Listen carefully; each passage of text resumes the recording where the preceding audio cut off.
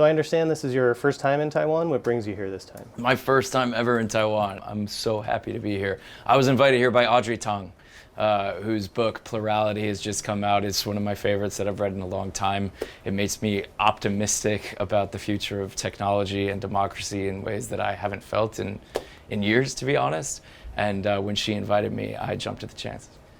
Yeah, well, you shared the stage with her at the Plurality Summit. Tell us some takeaways from the summit that you found. Speaking as an American, in my country, people's faith in democracy is at a low point, sadly enough.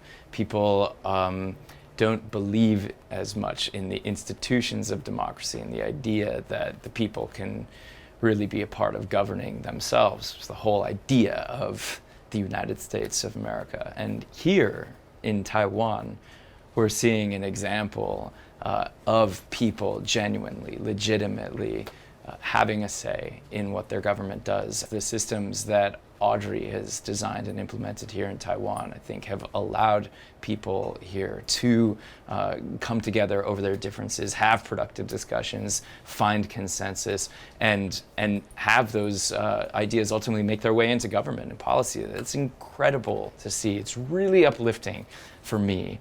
Was there any of the particular, platforms or steps that Audrey had proposed that you'd like to see implemented back in the States? Yeah, well, for example, social media that's coming out of Silicon Valley in the United States, it really amplifies differences. It amplifies people hating each other, arguing with each other. Why? Because arguing and that kind of thing tends to make more money for their advertising models. But the sort of equivalent social media systems that Audrey's put in place here in Taiwan actually amplify consensus.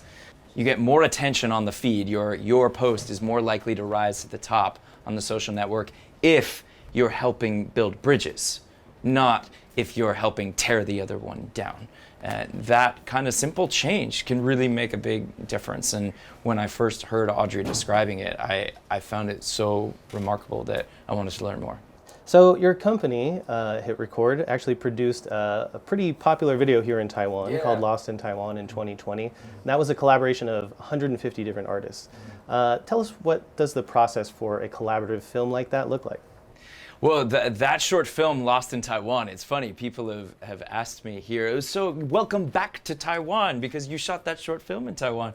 And in fact, this is my first time here in Taiwan. And we did produce that short film, but I wasn't here shooting it. It was made in a different way on this online platform where people were coming together on our website, and different people wrote different lines about their experience of Taiwan. I think a lot of those writers were people from here who lived here.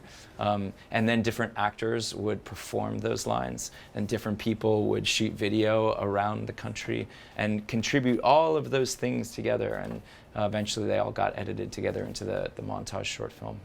Yeah, and the business model actually includes a way to kind of pay all of these people in a fair way. Do you want to tell us a little bit about that? Yeah, it's one of the things that bothers me most about some of the bigger internet platforms is we all contribute our data, we contribute our content to these platforms, and Facebook, etc. They make lots of money by putting ads on our content that we created, but they don't compensate generally.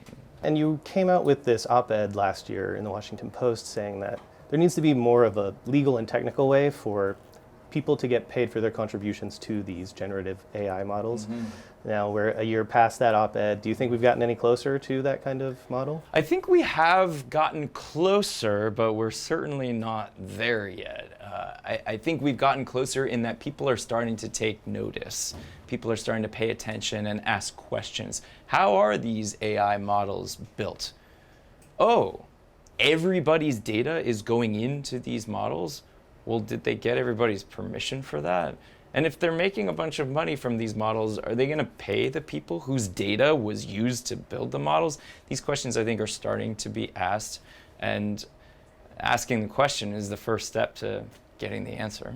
Do you have any other plans to make films in Taiwan? I would love to, yeah.